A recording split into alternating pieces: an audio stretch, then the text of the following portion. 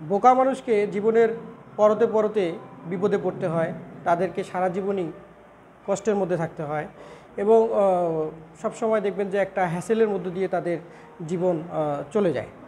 তো যারা বোকা তারা যদি বুঝতে পারে যে তারা বোকা এবং তারা যদি নিজেদেরকে চালাক করতে চায়, তাহলে কোন বিষয়গুলো আসলে মানা জরুরি সেই বিষয়গুলো নিয়ে আজকে আমরা আলোচনা করব।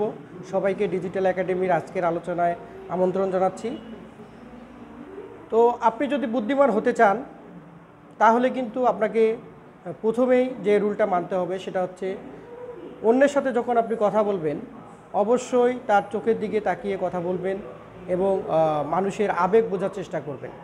আপনি যখনই অন্যের চোখে চোখ রেখে কথা বলবেন তখনই কিন্তু আপনি তার আবেগকে ধরতে পারবেন এবং তার পছন্দ মতো আপনি কিন্তু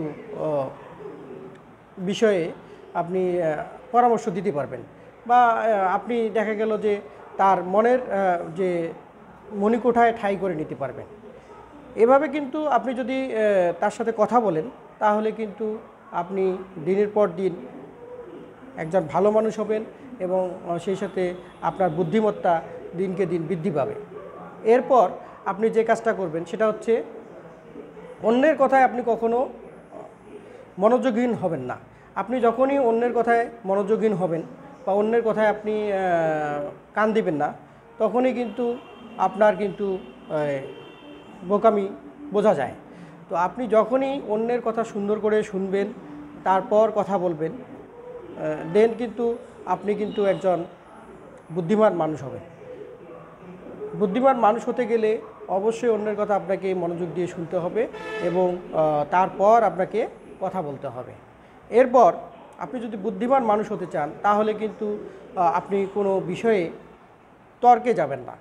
আপনি যখনই তর্কাতর্কিতে যাবেন তর্ক করা কিন্তু বুদ্ধিমান মানুষের কাজ না। বুদ্ধিমান মানুষ অল্প কথায় তাদের বুদ্ধিমত্তা প্রকাশ করে এবং তারা জীবনে অনেক শান্ত হয়, তারা তর্কে জড়ায় না। এরপর আপনি যখন কথা বলবেন তখন অবশ্যই আপনি সংক্ষিপ্তভাবে কথা বলার চেষ্টা করবেন। তো আপনার টাস্ক যে কথাগুলো সেগুলো যেন অনেক সুন্দর সংক্ষিপ্ত হয় সেদিকে খেয়াল রাখতে হবে। তবে যদি আপনার কথা বাড়ানোর দরকার হয় সেক্ষেত্রে আপনি আগে অন্যের কথা শুনবেন তারপর আপনি কথা বাড়াবেন। অবশ্যই প্রাথমিক পর্যায়ে আপনি অল্প কথা বলবেন এবং অল্প কথা বললে আপনার মধ্যে আস্তে আস্তে বুদ্ধিমত্তার বিকাশ হবে। এরপর আপনি যে জিনিসটা করবেন সেটা হচ্ছে আপনার জীবনে চলার পথে অবশ্যই আপনি আপনার যে সততার বিষয়টা সেটা কিন্তু ঠিক রাখতে হবে। আপনি যদি সৎ না হন, আপনি যদি সৎভাবে জীবনযাপন করতে না পারেন তাহলে কিন্তু আপনি কখনোই একজন বুদ্ধিমান মানুষ না। বুদ্ধিমান মানুষ সবসময় কিন্তু দেখবেন যে তারা সততা ধরে রাখে, তারা কিন্তু সৎভাবে বাঁচে এবং সৎভাবে চিন্তা করে। তো বুদ্ধিমান মানুষের বৈশিষ্ট্য অর্জন করতে হলে এবং বুদ্ধিমান মানুষ হতে গেলে আপনাকে অবশ্যই সৎ হতে হবে। এরপর আপনি যখনই কারোর সাথে পরিচয় হতে যাবেন প্রথম পরিচয়ে কখনোই তার ব্যক্তিগত বিষয় নিয়ে আপনি কথা বলবেন না। যদি ব্যক্তিগত বিষয় নিয়ে কথা বলতে হয় তাহলে আপনার ব্যক্তিগত বিষয় বলার পর তার ব্যক্তিগত বিষয় আপনি জিজ্ঞেস করতে পারেন। তাছাড়া যদি আপনি প্রথম দেখায় কারোর সাথে তার ব্যক্তিগত বিষয় নিয়ে কথা বলেন বা তাকে প্রশ্ন করেন তাহলে কিন্তু তিনি আপনাকে ভালোভাবে নেবেন না। আর বুদ্ধিমান মানুষরা কখনো অন্যের ব্যক্তিগত বিষয় নিয়ে প্রথমেই কথা বলে না।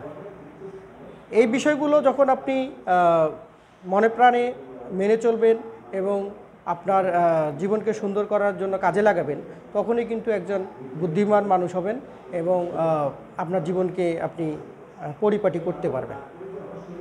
সবাইকে ধন্যবাদ জানাচ্ছি আজকের এই আলোচনায় থাকার জন্য। আশা করি ডিজিটাল একাডেমির উত্তরোত্তর সাফল্যে আপনারা সঙ্গী হবেন। যারা আমাদেরকে সাপোর্ট দিয়ে যাচ্ছেন আশা করি সামনের দিনগুলোতেও সাপোর্ট দিবেন এবং যারা আমাদের ভিডিও দেখছেন তাদের যদি ভিডিও ভালো লাগে বা জীবনে কোনো ধরনের উপকারে আসে তাহলে আশা করি আমাদের পাশে থাকবেন সবসময়।